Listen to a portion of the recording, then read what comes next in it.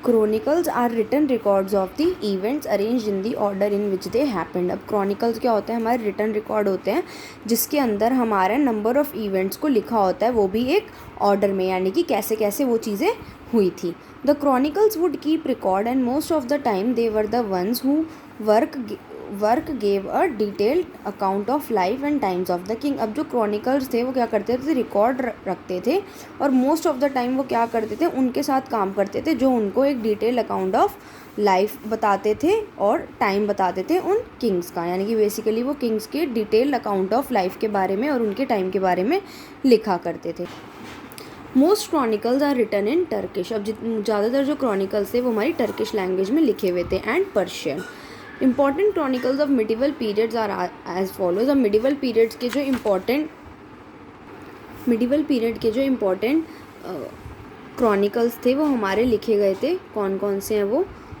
रजतारंगिनी by Kalhana in the history of kings of Kashmir. अब जो कल्हाना है उन्होंने किंग ऑफ कश्मीर के बारे में लिखा था. तारीख़ फ़िरोज़ शाही लिखी थी ज़ियाउद्दीन बारानी ने. Is a record of the history of the sultans of Delhi till the reign of Firoz Shah Tughlaq.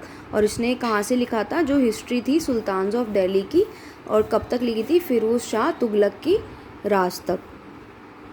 तारीख़ फ़रिश्ता bye फ़रिश्ता.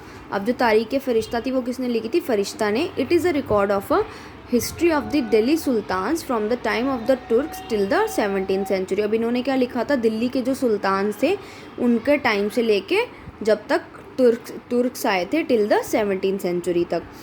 खजानुल Futuh and Tughlaqnama written by the Amir Khusro. अब इन्होंने जो लिखा था इसमें क्या था? It tell us about the reign of the Khiljis and Tughlaq. और इन्होंने हमें राज बताया था खिलजीज और तुगलक्स के बारे में. Autographies and biographies. Autobiography is the story of the person's life written by the person himself. अब ऑटोबायोग्राफी क्या होता है? एक आदमी जो अपनी ही लाइफ के बारे में एक किताब लिखता है. Biography is the story of a person's life which is written by someone else. Biography क्या होता है? जो किसी एक आदमी की कहानी जो किसी और आदमी ने लिखी हो. The autobiographies of the medieval period are. अब जो ऑटोबायोग्राफीज़ मिडीवल पीरियड की कौन कौन सी थी? फुतूहत-ए फ़िरोज़ शाही बाय फ़िरोज़ शाह तुगलक. फितूहत-ए फ़िरोज़ शाही किसने लिखी थी? फ़िरोज़ शाह तुगलक ने. और बाबरनामा लिखी थी बाबर ने.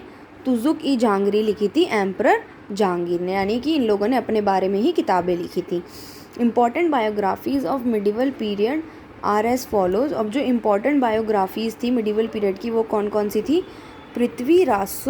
Prithviraj Raso by Chand Bardai gives valuable information about the life and adventure of the Chauhan ruler Prithviraj Chauhan.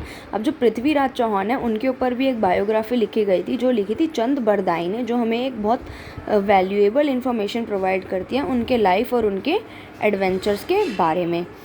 हुमायूंनामा written by the Gulbadan Begum gives a detailed account of the reign of the Mughal emperor Humayun. अब जो हुमायूं नामा थी वो किसने लिखी थी? गुलबदन बेगम ने लिखी थी, जिसके अंदर हुमायूं के पूरे राज के बारे में लिखा हुआ था.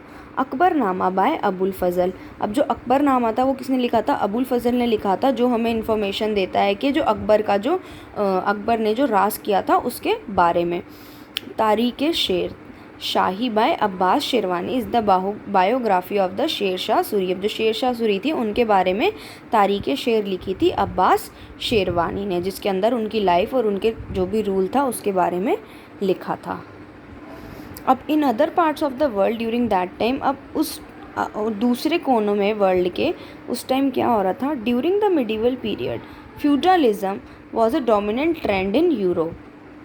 It was a social system in which the king shared the power with the nobility in return for military service. अब जो मिडिवल पीरियड के टाइम में क्या था? यूरोप के अंदर फ्यूडलिज्म बहुत ज़्यादा ट्रेंड में थी. उसमें क्या होता है? जो सोशल सिस्टम होता है जिसके अंदर किंग अपनी पावर को शेयर करता है और अपनी नोबिलिटी को with the nobility in return for the military services. यानी कि वो अपनी पावर को शेयर करता है और वो भी मिलिट्री सर्विस के बदले में. The nobility allowed the common people to use its land in return for money and services.